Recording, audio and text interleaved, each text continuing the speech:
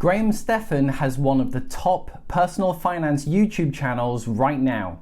About a week ago, he was able to set up a meeting with none other than Shark Tank's Kevin O'Leary, and he got the opportunity to go through his investment portfolio and get Kevin's feedback. He explained his investment portfolio to Kevin on a series of cards, which looked like this. Now, if you're anything like me, I'm much more of a visual learner, so what I've done in this video is put together a visual pie chart so you can get to see what's going on and analyze his portfolio better. I'm also going to include the difference between his net worth and his investment portfolio, as they are two different things. And I'm also going to reveal as a bonus which index funds Graham Stephan uses himself. As always, if you find anything useful in this video, be sure to click that like button, or as Graham would say, destroy that like button. Okay, sit back and relax, guys. Here is the investment portfolio of Graham Stephan. Okay, here is what we've got coming up.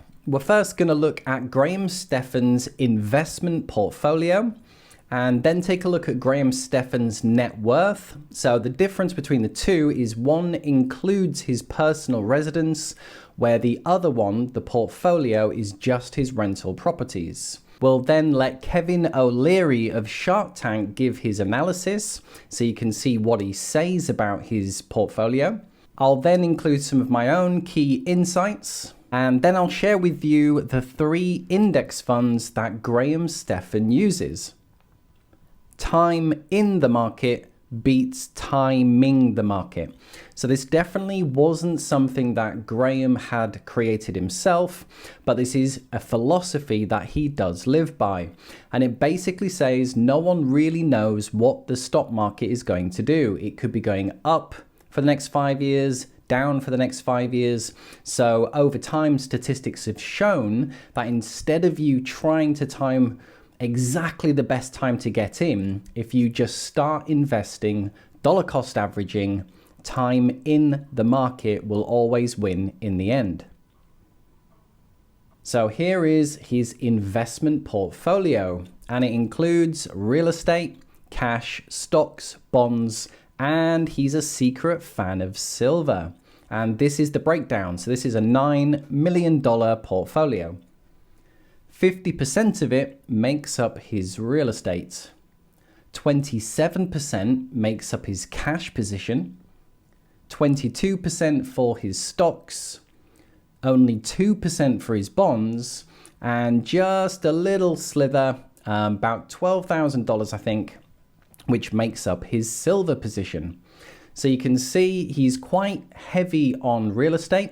He does have actually a really strong cash position, which is good.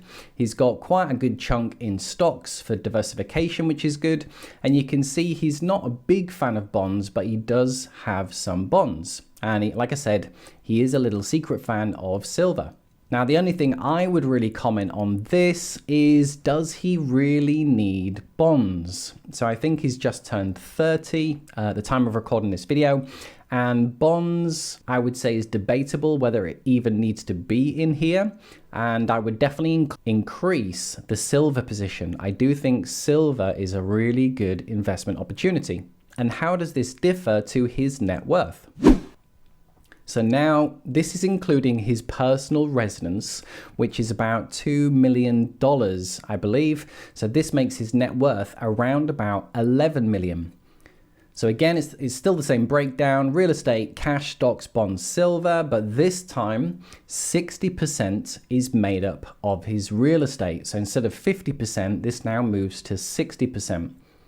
A smaller cash position, so remember this was about 30%, this now goes to 20%, which makes a smaller position for his stocks, his bonds, and his silver. So instead of me doing an analysis of this, I'll hand you over to Kevin O'Leary of Shark Tank. Yeah. So what would you give this, 1 out of 10? I think you gave me an 8.234. Well, as an operator, you know, you were an 8, but as a portfolio manager, I got to bring you down to probably a 7, maybe a 6.5. Why? Over concentrated in one asset. Fair enough. So if I just looked at this without knowing who you were, I'd say this guy's too much real estate. Okay. And so, you know, but if you real estate is who you are, so I get it. But all your maneuvering now should be raise more cash, buy more diversity, maybe a little more conservative. You know, my portfolio of, I probably have 1,000 stocks, but the majority of them all pay me, and they pay me monthly. So I have a really strong cash flow every month, and my biggest problem is what do I do with the cash. And that's how I buy watches. There we go. Got to get him to say smash the lamp. Oh, yeah. So a couple of insights I thought would be worth pointing out were these. So he bought his first property at 21 years old. So as you can see, he started really, really young, and he actually bought it with a down payment of cash. So he bought it with $60,000 in cash. And obviously you don't just start life with this in the bank, so he had to save for this as well. So he's probably been saving at least a couple of years, which means, I know you've only probably heard of Graham Stephan over the last 1 to 2 years.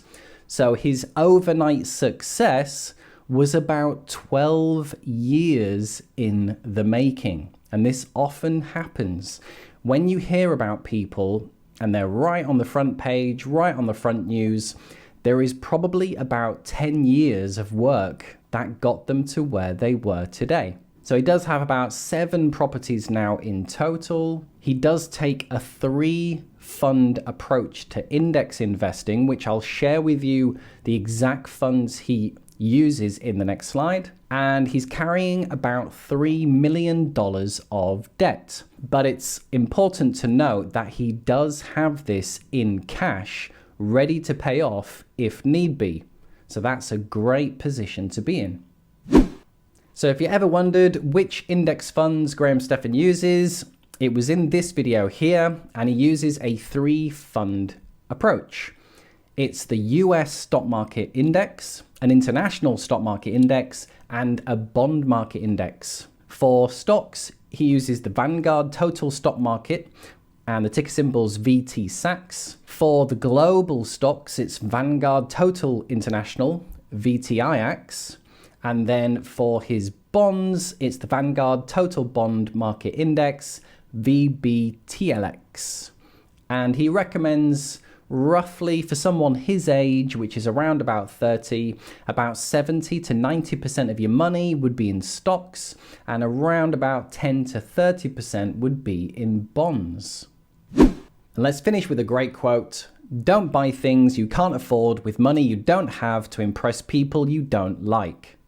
So there you are, guys. That was a visual look at the investment portfolio and net worth of Graham Stephan. As you can see, he's in a very strong financial position considering he's only 30. I think one of the good things about Graham is that he actually does walk the talk. He's a big fan of not wasting any money, investing everything you can, and also has a really strong work ethic. And as you saw, his overnight success was about 10 years in the making. Okay, so I hope you found this video interesting. If you haven't yet subscribed, be sure to click that subscribe button below and join us. I've got some great videos coming up that you don't want to miss. Thank you for watching, and I'll leave the last words to Mr. Wonderful himself. Got to remember to destroy the like button for the YouTube algorithm.